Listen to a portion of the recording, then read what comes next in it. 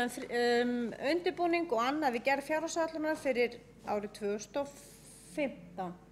Þá borgarfulltrúi Áslaug Friðriksdóttir fyrst á mælendaskrá.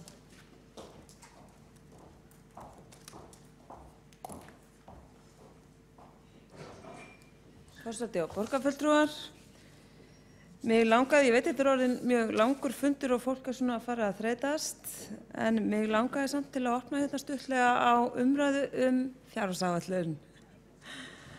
Og málið það að mér hefur oft fundist í gegnum þau 8 ár sem ég hef svona verið viðlögandi þetta starf hér, að rammarnir einhvern veginn, rammarnir sem að sviðin fá frá fjármálaskrifstofu fyrir næsta ár séu einhvern veginn í mjög föstum skorðum og það sé mjög erfitt að gera róttækar breytingar, og því langar mig til að taka þessa umræðu hér og eiginlega spyrja hvernig meirihluti sér fyrir sér til dæmis að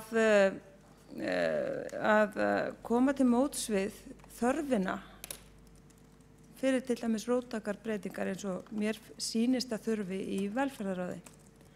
Og það getur vel verið að það séu fleiri breytingar í aðsigi í öðrum ráðum og eitthvað sem við þurfum að skoða, en mér finnst allavega að málið vera þannig í velferðarráði, við þurfum sérstaklega einhvern veginn að skoða og í raun og veru fara bara í gegnum það hvar á að forgangsraða.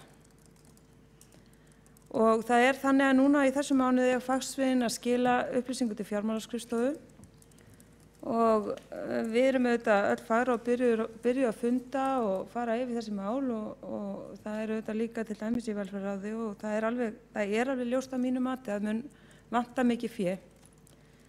Og við getum tekið sem dæmi að við höfum tekið þátt í tilraunaverkefnum notendastýrða persónulega aðstoð og það verður væntanlega framhald á því verkefni, þó að liggi ekki alveg fyrir nákvæmlega, þá held ég samt að við séum algjörlega sammála það öll hér inni að það sé rétt og gott að gera það og sem þýðir að við þurfum að finna fjármagn til þess.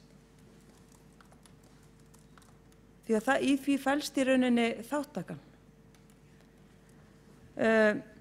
Þetta var þannig þegar við tókum þátt í tilraunaverkefninu að við verðum að finna ég held að það verið 70 milljónir aukalega til þess að geta það, vegna þess að við höfðum í raun og veru ekki það fjármagn inn í ramma velferðarráðsins.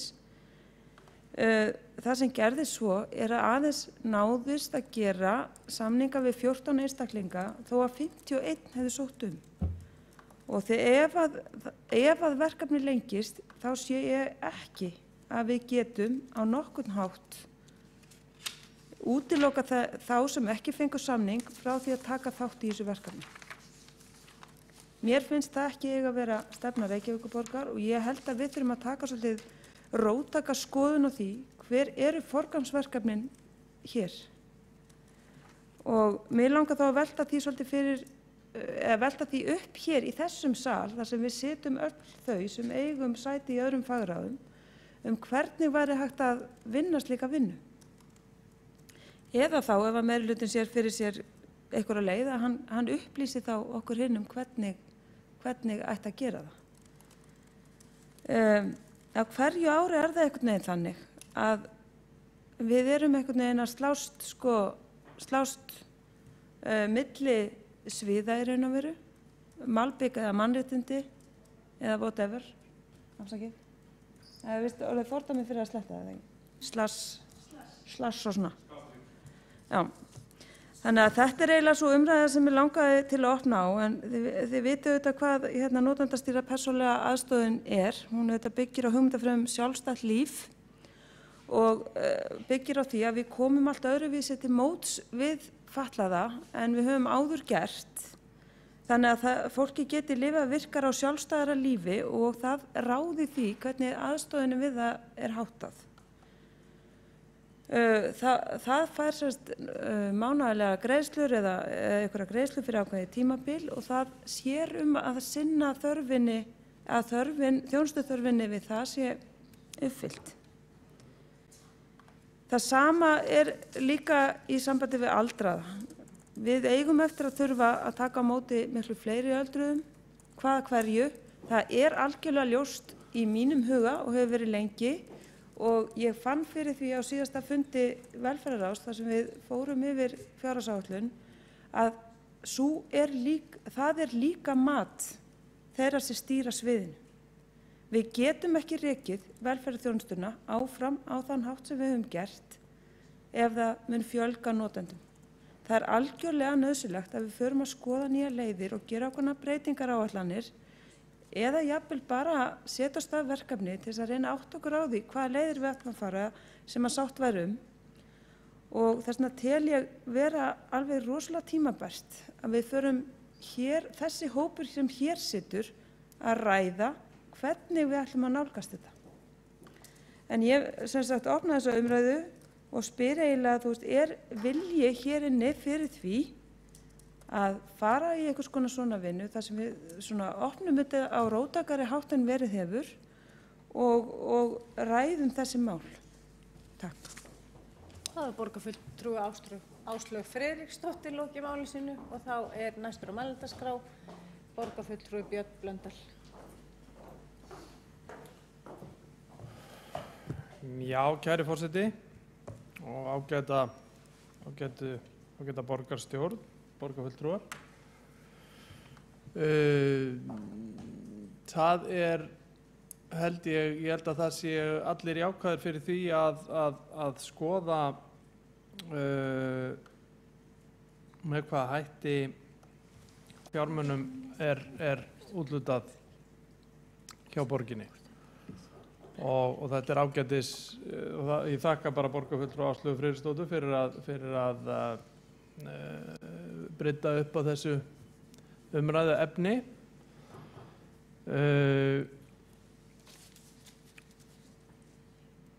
Ég held að það þurfi í raun og veru, já, þetta þurfa þessir fjárhagsrammar að vera í stöðugri endurskoðun. Þetta er töluvert mikið af þeim bundið, töluvert stór hluti er nokkuð bundinn og það þarf þá einhverjar svona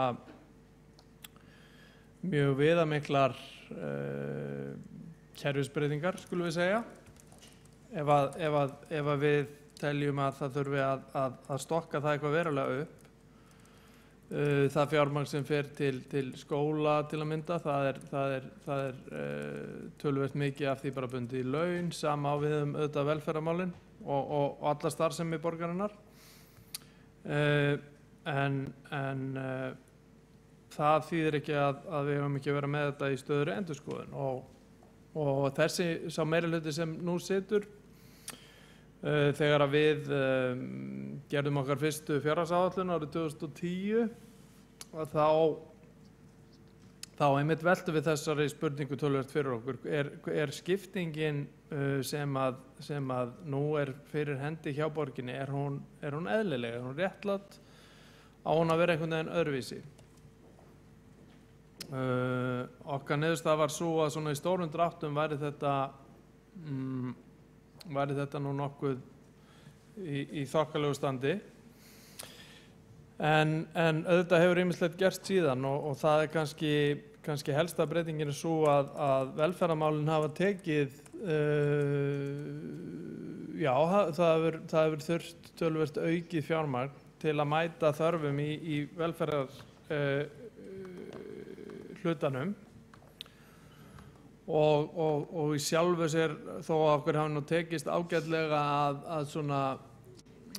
að til dæmis já, ég meina vinna gegn mikilli offjölgun á fjárhagsaðstoð, þá breytir það ekki þeirri staðreynd að fjölgunin þar hefur orðið umtalsverð. Auðvitað tengist það atvinnuástandi talsvert mikið og ég held að við verðum að vona þrátt fyrir allt að það sé nú eitthvað aðeins bjartari tíð framundan þar, þó sé kannski ekki beinlínis sem bendir til þess akkúrat í augnablikinu. Og svo er það auðvitað þessi risastóri málaflokkur fatlaðra sem við yfirtókum 2011. Þar held ég reyndar að sé grundvallaratriði því að það er verkefni sem við tökum yfir frá ríkinu og er einmitt sem sagt endurskoðun á því verkefni á að fara fram núna á árinu 2014. Þar er mjög mikilvægt að við fáum það fjármagn, að það fjármagn fylgi málaflokknum sem þarf. Það er að segja að við fengum ákveðna hækkun á útsvarsprósentu sem var færð úr staðgreiðslu yfir í útsvar og við þurfum auðvitað að fara mjög vandlega yfir það með öðrum sveitarfélögum og ríkinu hvort að þessi prósenta, þessi hluti sem var færður yfir er fullnægjandi til að mæta þeirri þjónustu og þeirri þjónustu þörf sem þarna er. Ég held að svo sé ekki. Ég held að þetta hafi verið afskaplega sveltur málaflokkur meðan hann var hjá ríkinu og ég held að það sé að koma upp á yfirborðið heilmikil þjónustu þörf sem bara hreinlega var ekki sinnt á meðan að málaflokkurinn var á hendi ríkisins og það er í raun og veru bara gott sko. Ég meina það sýnir sig að þetta var þarft verkefni að fara í og það sýnir sig að notendur þjónustunar fengu í raun og veru ekki það sem að þeim bar meðan þetta var á hendi ríkisins. En það þýðir ekki að við, sveitarfélagið, eigi af sínum útsvarsstofni að greiða þann mismun. Sá mismunur og það fjármagn sem að þessi þjónusta kostar hlýtur að við verðum að krefjast þess að það komi frá ríkinu og ég hef fulla trú á því að við munum gera þetta þegar það er búið að koma þjónustunni á þann stað sem eðlilegt er að þá munum við nú gera þetta hagkvæmari hátt heldur en að ríkið hefði gert það. Og inn í því er alveg MPA, ég meina MPA á bara að vera hluta af þessu. Þeir sem að það geta eða vilja, það er að segja fá notendarstýrða persónulega aðstoð, það á að standa þeim til boða en það er ekki eitthvað sem á að taka af öðrum hlutum starfsemi sveitarfélagana. Við eigum ekki þurfa að skera niður í menningu eða íþróttastarfi eða skólum út af MPA. Það fjármagn á einfaldlega að koma með yfirfærslunni og við megum ekki gefa neitt afslátt af því. Það er óþarfi. Alveg sama ef við erum að velta fyrir okkur að yfirtaka málaflokk aldraðra sem ég held að við í raun og veru getum ekkert gert fyrir að við erum búin að ganga frá þessum málaflokki fatlaðra með viðunandi hætti. Þar eigum við að sjálfsögðu, ég held að það muni nákvæmlega sama gerast þar, að það muni koma á daginn að þetta hafa einhverju marki ekki verið þjónustað með eðlilegum hætti og fyrir utan að þetta er sá hópur að stækka gríðarlega mikið, hópur aldraðra sem að stækkar hratt, sem er gott en auðvitað kostar það. Og það er alveg sama upp á tenninum þar. Við hljótum að gera þá kröfu að ríki, ef við förum í þá samninga, að þá muni fylgja því eðlilegt fjármagn og við munum fá eðlilegan hluta af staðgreiðslu inn í útsvarsstofninn til þess að mæta þeim útgjöldum. En endurskoðun á yfirfærslumálefnum fatlaðra er í gangi og við erum þar með okkar fulltrúa og við þurfum að vera mjög vakandi í þeim efnum. Ég held að það sé allir sammála það að málaflokkurinn á betur heima hjá sveitarfélögunum. Notendurnir eru betur þjónustaðir hjá sveitarfélögunum og fjármagnið sem að fylgdi er langt í frá nóg og það verður bara að koma og það er ekkert hægt að, við gefum ekkert eftir í því. En varðandi umræðuna samráði í ferlinu, þá er það bara eins og ég segi í stöðugri endurskoðun og við þurfum að hafa það í stöðugri endurskoðun hvað á hver málaflokkur að fá og þetta er þetta er í raun og veru hluti af þeirri vinnu sem við erum alltaf í og þetta á að vera hluti af þeirri vinnu sem við höfum breytt töluvert vinnu við fjárhagsáætlunarferlið þannig að í staðin fyrir að þetta sé svona átaksverkefni á hausti þá er þetta bara vinna sem er stöðugt í gangi yfir allt árið, endar í raun og veru í byrjun desember og hefst svo aftur í byrjun janúar. Þannig að það er þarna svona 3 vikna frí frá fjárhagsáætlunarvinnu hérna hjá borginni og þetta er auðvitað ferli sem við þurfum að láta mótast aðeins betur og slípast til og ég held að það sé bara mjög fínt að við reynum að finna leiðir til þess að byggja inn í þetta ferli hvenar og hvar við eigum að taka þá umræðu skiptingu, heildarskiptingu kökunnar. Og ég held að sé enginn sem vill að það sé bara á svokölluðum autopilot af því að hér nú skapast hefða þessum fundi fyrir slettum. Ég ætla ekki að láta mitt þetta liggja í því. Þetta má ekki vera autopilot. Við þurfum að vera vakandi gagnvart þessu og bara opin fyrir öllum hugmyndum hvernig megi framkvæma þetta.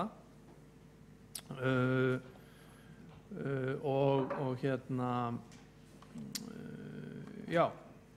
Fögnum bara öllum hugmyndum í þá átt sem eru öllum góðum hugmyndum allavega. En ég ætla ekki að hafa þetta lengri í bili, þakka fyrir mig og þakka borgarfulltrúa Áslaugu aftur fyrir að vekja máls að þessu. Friðriksdóttir. Þá er borgarfulltrúi Björn Blöndal í máli sínu og þá er borgarfulltrúi Björk Vilhelmsdóttir næst á mælendaskrá.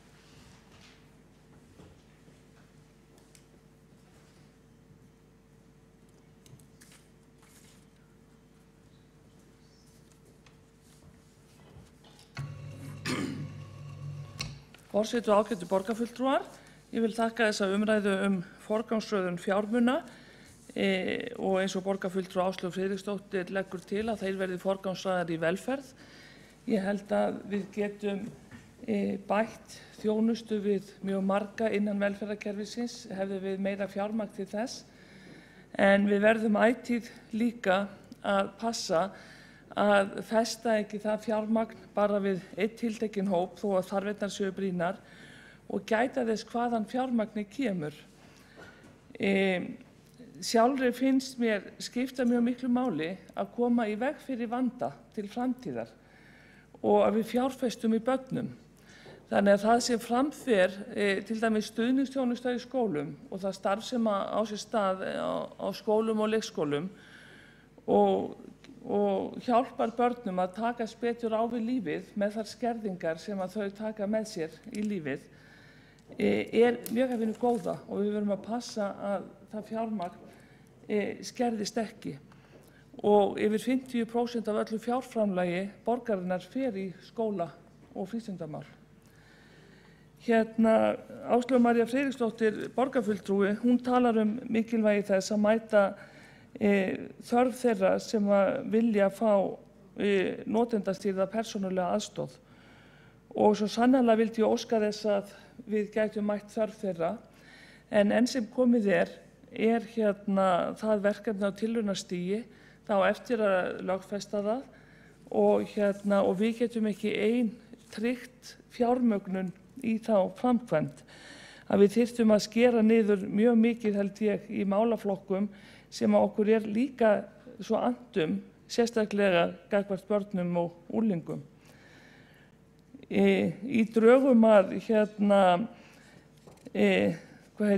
áherslum velferðarsviðs fyrir næstu 5 ár sem var unnin á velferðarráðsfundi á síðasta fundi velferðarráðs sem Áslaug María Friðriksdóttir borgarfulltrúi vísaði til talað mikilvægi þess að halda áfram þróun þjónustu við fatlað fólk í takt við framtíðarsýn Reykjavíkurborgar. Þar eitt af 5 markmiðum að borgarbúar sem þurfa aðstoð í daglegu lífi hafi val hverjir aðstoði þá og hvort þeir stýri þjónustunni sjálfir. Unnið verði að þróun notendastýrðrar persónulegrar aðstoðar. En það eru 4 aðrir þjónustuþættir sem eru sérstaklega nefndir til þess að mæta betur þörfum fatlaðs fólks, ekki einungis þeirra sem vilja stýra þjónustunni sjálfir, heldur líka að mæta betur þjónustuþörfum þeirra sem vilja fá hefðbundna þjónustu sem þeir ráðaði mestu sjálfir í búsetukjörnum sem að reknir eru af borginni. Þannig að eins og ég er sammála borgarfulltrúanum það að hafa alltaf í endurskoðun hvernig við úthlutum römmum og hvort það hægt sé að auka fé í þágu þeirra sem verst eru settir, þá finnst mér ekki rétt að einblína bara á einn notendahóp innan málefna fatlaðs fólks og segja alltaf sem við fáum í viðbót mun fara í þann hóp. Við þurfum að endurskoða þjónustuna en það má ekki vera á kostnað forvarna og snemmtækrar íhlutunar sem að kemur í veg fyrir vanda fólks með skerðingar. Þannig að það er það sem ég vildi kannski bara segja hér. Annars finnst mér alltaf rétt að við endurskoðum bæði úthlutun og líka bara hvernig hver og einn málaflokkur ráðstafar sínu fé þannig að best sé og þannig að nýtist sem flestum. Þannig að við eigum ekki bara að gera á milli sviða, við eigum einhvern veginn alltaf líka að vera tilbúin að skoða hvert og eitt svið með róttækum hætti. Ég hef talað fyrir því að við séum látið rótera milli sviða og ráða, eða milli ráða. Ég er nú kannski ekki gott dæmi það, ég er búin að vera í velferðarráði í 12 ár. En ég hef stundum talað það að ég myndi alveg vilja fá að kíkja á skóla og frístundaráð og ég held að það væri gott ef aðrir myndu kíkja á málin á velferðarsviði til þess að fá kannski ferskar hugmyndir og sjá hvort að eitthvað mætti ekki gera. Og ég held að þessi þarf á því. Takk. Það er borgarfulltrúi Björk Vilhelmsdóttir lokið máli sínu og þá er síðust á mælendaskrá borgarfulltrúi Áslaug Friðriksdóttir.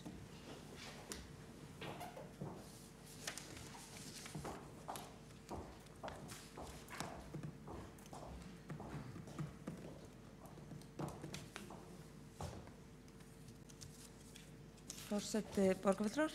Ég þakka umræðuna og svörin og pælingarnar sem að hér komu fram. Ég held að þetta er alveg rétt Málin í ákveðnum farvegi og svona hafa svona lúsast einhvern veginn áfram í þeim farvegi. Og hér var ég að nefna svo sem bara einn málaflokk eða einn hóp notenda sem ég veit að munu banka fast á dyrnar eða við vitum öll að mun þurfa meiri þjónustu. En það er auðvitað ekkert upptalið, þetta var aðeins dæmi slíkt verkefni og þau geta verið miklu fleiri og í hvaða ráði sem það er svo sem ekkert, það geta verið hvað sem Hins vegar held ég bara líka að nú eru bara ákveðnar stórar breytingar framundan.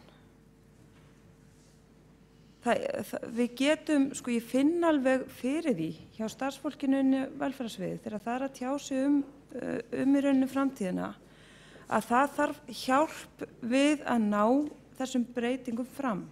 Það mun ekki geta gert það eins og staðan í dag nema að fá einhvern veginn auka fjármagn eða auka einhvern veginn starfsfólk eða eitthvað. Og mér finnst að við eigum jafnvel að búa til einhvern sveigjanleika inn í þetta kerfi til þess að hjálpa, og það getur verið hvar sem er og hvaða sviði sem er, til þess kannski að hjálpa stjórnendum að fást við breytingastjórnun. Það er bara ofboðslega erfitt og við erum ekkert endilega með starfsfólk í vinnu sem að kann þetta. Því þetta er hvað maður segja, þetta er bara sérstök kúnst og þetta mikið nám. Og ég myndi gjarna vilja sjá að við, og tek því fagnandi að bæði borgarfulltrúarnir Björk Vilhelms og Sigurbjörn Blöndal taki jákvætt í þetta. Þá bara held ég þetta endar auðvitað, þetta er auðvitað bara umræða til að opna kannski bara á það að við ræðum þetta nánar og getum kannski öll rætt þetta þá inn í okkar ráðum. En ég held að á einhverjum tímapunkti og ég held að hann verða að vera sem fyrst þurfum við að einhvern veginn ákveða hvernig við ætlum að fást við stóra breytingar því að þær eru í nánd og við erum orðin ansi sein. En takk fyrir umræðuna. Þá hefur borgarfulltrúi Áslaug Friðriksdóttir lokið máli sínu. Það hafa ekki fleiri hvatt sér hljóðs undir þessum dagskrárlið og talstónum lokið. Við fyrir í 5. dagskrá.